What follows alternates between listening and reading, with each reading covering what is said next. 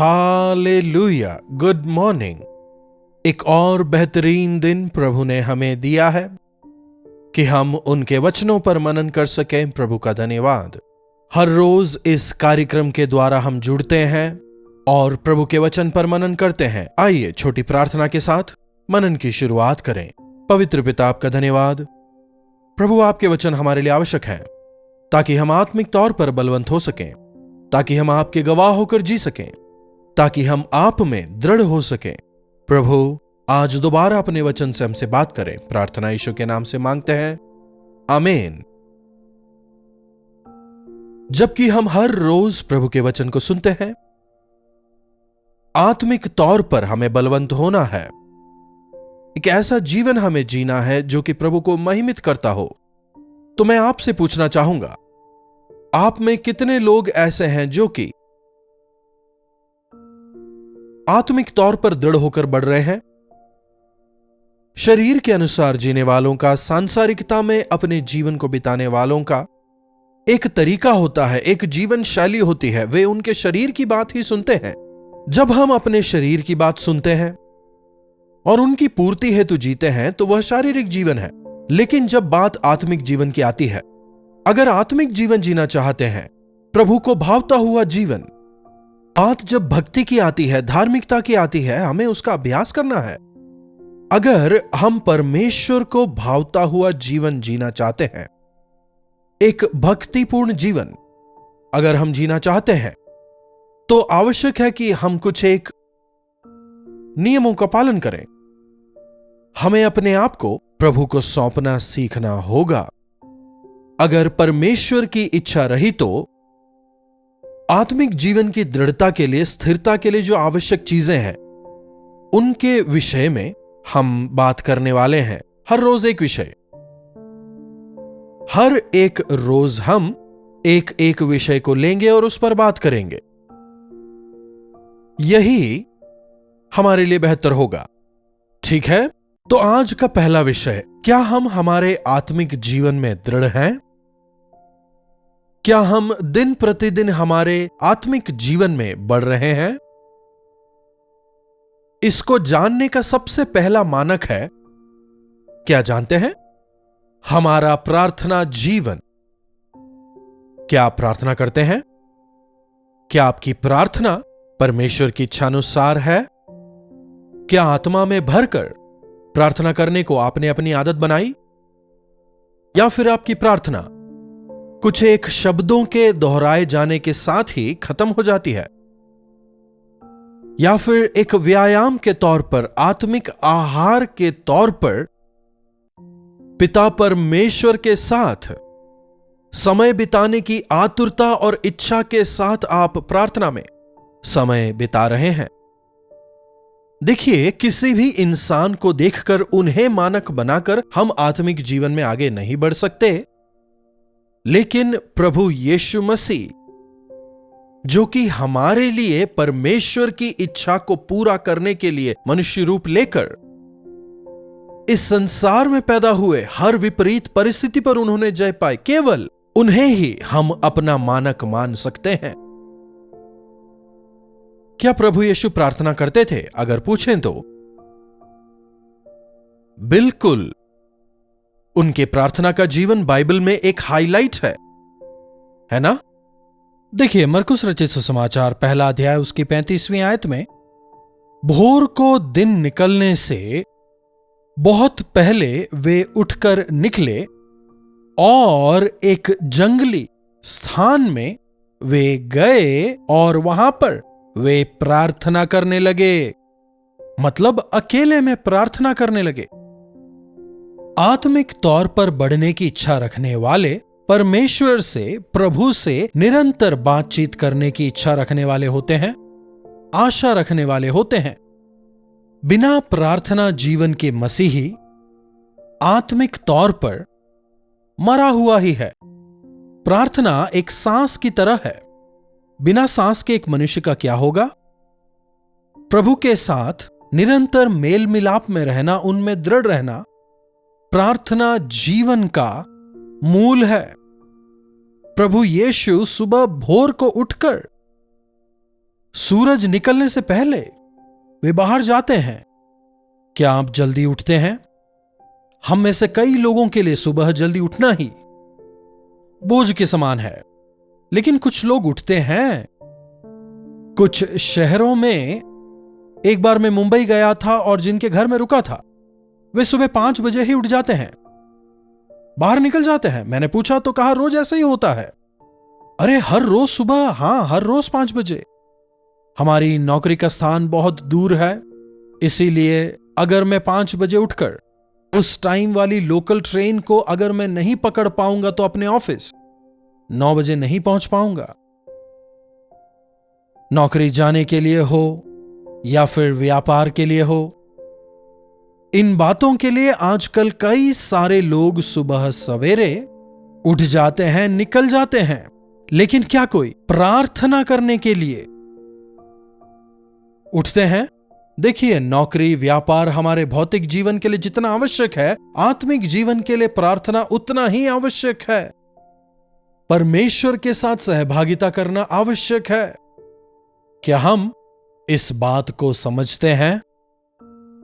तो हमारे आत्मिक जीवन में दृढ़ता का सबसे पहला मानक है कि हम हमारे समय को सबसे पहले प्रभु को देंगे। भोर को जितनी जल्दी हो सके उतना जल्दी आप उठें और अपने सबसे पहले समय को आप प्रभु को दें। प्रार्थना जीवन काफी आवश्यक है। कुछ एक चीजों को मांगने के लिए प्रार्थना करना, खाना पूर्ति के लिए प्रार्थना करना, यह नहीं है। प्रार्थना मतलब प्रभु से बात करना। प्रभु के सानिध्य में जाकर आप अपने हृदय को खोलते हैं और प्रभु के उत्तर का आप इंतजार करते हैं। यह संभाषण है, 1 to 1, मुखामुख होकर प्रभु से बातचीत करना। इसीलिए प्रभु कहते हैं, तुम जब प्रार्थना करो अपनी कोठरी में जाओ, द्वार बंद करो और अकेले में प्रभु से प्रार्थना करो। शायद हम शहर में रहते हैं, इसीलिए जंगल में जाना या फिर पहाड़ पर जाना या एकांत में जाना संभव नहीं हो पाएगा। लेकिन क्या आप प्रार्थना के समय संसार से डिटैच होकर परमेश्वर से अटैच होने के लिए तैयार हैं? अकेले में प्रभु के साथ समय बिताने के लिए आपके पास समय है? अपनी कोठरी में जाकर रहस्यमयी तौर पर परमेश्वर से बात करने की, पिता से बात करने की इच्छा क्या आप में है?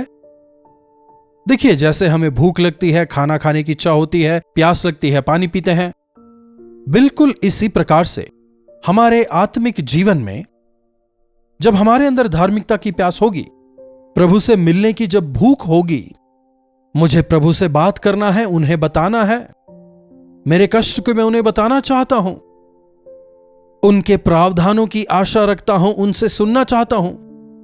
अगर एक व्यक्ति में इस प्रकार की आशा हो, ऐसी इच्छा हो, मतलब वो भक्ति में आगे बढ़ रहा है। लेकिन इसके विपरीत अगर उठते ही हम यह सोचने लगते हैं कि आज हमें क्या कुछ करना है,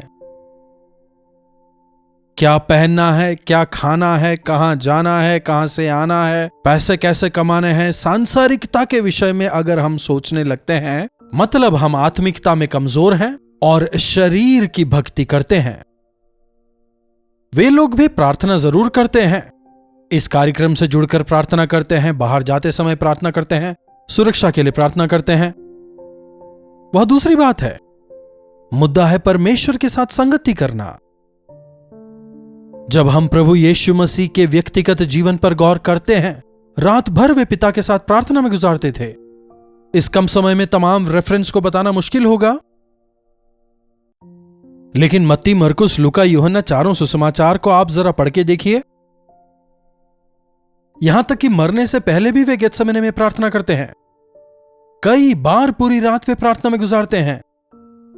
किसी के घर गए, प्रभु कहां है? जैतून के बाग में प्रार्थना कर रहे हैं। वचन हमें यह सब बताता है। प्रभु से बात करना चाहता हूं, पिता से संगति करना चाहता हूं। अगर आप ऐसी आशा रखने वाले हैं, इच्छा रखने वाले हैं, आप आत्मिक जीवन में बलवंत हैं, लेकिन आप लंबे समय से वचन सुन रहे हैं, पर क्या अब भी आपका मन सांसारिकता में, शारीरिक बातों में लगा हुआ है? क्या भौतिक जरूरतों की पूर्ति के लिए ही आप लगे हुए हैं? क्या आपका प्रार्थना जीवन भी शारीरिक बातों को लेकर ही हुआ करता है? केवल भौतिक चीजों की प्राप्ति के लिए ही आप तत्पर रहते हैं? आत्मिक तौर पर बढ़ने का मतलब प्रभु के करीबी में बढ़ना, उनकी योजनाओं को समझना, उनके साथ समय गुजारना, यही प्राथमिकता होगी। उतना ही नहीं, जब हम इस संसार में रहते हैं, अगर हमें आत्मिक जीवन में बढ़ना है, हमें संघर्ष करना होगा, क्योंकि संसार हमें आकर्षित करता है, शरीर हमें पीछे खींचता है। संसार का अधिकारी शैतान हमारी परीक्षा करता है। इस पर जय पाने के लिए प्रार्थना की आवश्यकता है।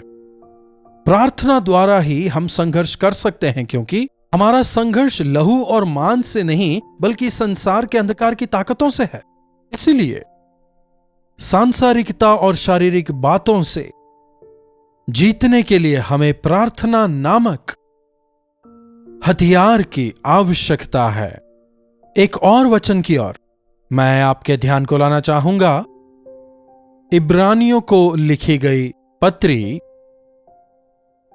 उसका 5वां अध्याय 7वीं आयत देखिए। यीशु ने अपने देह में रहने के दिनों में ऊंचे शब्दों से पुकार पुकार कर और आंसू बहाकर उनसे जो उनको मृत्यु से बचा सकते थे प्रार्थनाएं और विनती की, और भक्ति के कारण उनकी सुनी गई। देह में रहते हुए अगर देह को हमें जीतना है, संसार को अगर जीतना है, हमें प्रार्थना करना है। कैसी प्रार्थना? आंसू बहाकर जो मृत्यु से बचा सकते हैं प्रार्थनाएं और विनती करनी है, ताकि भक्ति के कारण हमारी प्रार्थनाएं सुनी जाएं। निष्पापी प्रभु को ही अगर प्रार्थना की जरूरत थी, हम जो कि पापी हैं, इन शारीरिक अभिलाषाओं पर जीतने के लिए, इस शरीर पर जय पाने के लिए ऊंचे शब्द से आंसू बहाकर विनती करने वाले प्रार्थना जीवन की आवश्यकता है। जब आप प्रार्थना करते हैं, कम से कम क्या आपकी आंखें नम होती हैं? आजकल कई हृदय कठोर हो गए हैं। कठोर हृदय से निकलने वाली प्रार्थना भी कठोर ही होती है, पत्थर के समान। लेकिन मन जब टूटा हुआ होता है, जब हृदय दुखी होता है, नरम होता है, आंसू अपने आप ही बहने लगते हैं। प्रभु आंसू बहाकर प्रार्थना करते हैं। कई बार हम वचन में देखते हैं यीशु मसीह आंसू बहाते हैं।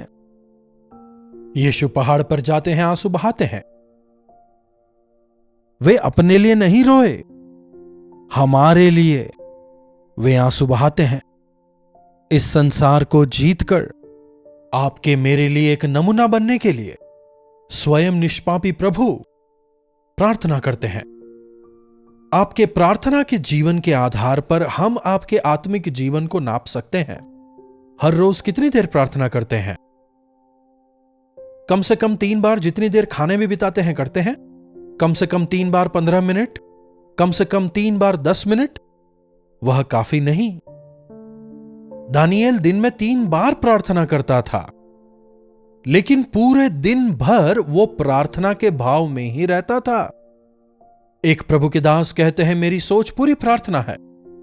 जी हां, अगर आप अपने दिन की शुरुआत प्रार्थना से करेंगे तो वो प्रार्थना का भाव आप में रहेगा। इसलिए हर एक चीज में आप परमेश्वर की इच्छा जानने का प्रयास करेंगे, आत्मिकता में बढ़ने की कोशिश करेंगे। शैतान पर जय पाने के लिए, शारीरिक अभिलाषाओं पर जय पाने, संसार पर जय पाने पवित्र आत्मा की सामर्थ्य को आप पाएंगे। अगर आप आत्मिक जीवन में बढ़ना चाहते हैं, एक महत्वपूर्ण चीज जो आपके जीवन में होना चाहिए वह है प्रार्थना। अगर प्रभु की इच्छा हुई तो हम दोबारा फिर से कल के दिन अगले विषय पर गौर करेंगे। आप जरूर हमसे जुड़िएगा। हम अपने आप को परखेंगे और जांचेंगे कि ये 7 गुण हमारे अंदर हैं या फिर नहीं। इन 7 गुणों को हासिल कर उसमें और दृढ़ता से आगे बढ़ने का अनुग्रह हम प्रभु से मांगे। प्रार्थना। महापवित्र पिता परमेश्वर, प्रभु आज कई लोग इस प्रकार कहते हैं और मान लेते हैं कि हमने प्रभु पर विश्वास किया है इसीलिए हम विश्वासी हैं, कि हम बाइबल पढ़ते हैं इसीलिए हम विश्वासी हैं। प्रभु हमारी मदद करें कि हम अपने आप को जांचने परखने पाएं और आपके अधिक नजदीकी में, करीबी में हम लोग बढ़ने पाएं। प्रभु आत्मिक तौर पर बढ़ने के लिए प्रार्थना कितना आवश्यक है आपने हमें सिखाया। प्रभु प्रार्थना को महत्व देते हुए आत्मिकता में बढ़ने और दृढ़ होने के लिए ज्यादा प्रार्थना करने का अनुग्रह आप हमें से प्रत्येक को दें। प्रार्थना यीशु के नाम से मांगते हैं, आमीन। अब पिता परमेश्वर का प्रेम, प्रभु यीशु मसीह का अनुग्रह, पवित्र आत्मा की संगति और सहभागिता हम में से प्रत्येक के साथ आज, कल और सर्वदा बनी रहे, आमीन। प्रभु की महिमा हो। अपने प्रार्थना विषयों को आप 9884907779 पर भेजें, हम अवश्य प्रार्थना करेंगे।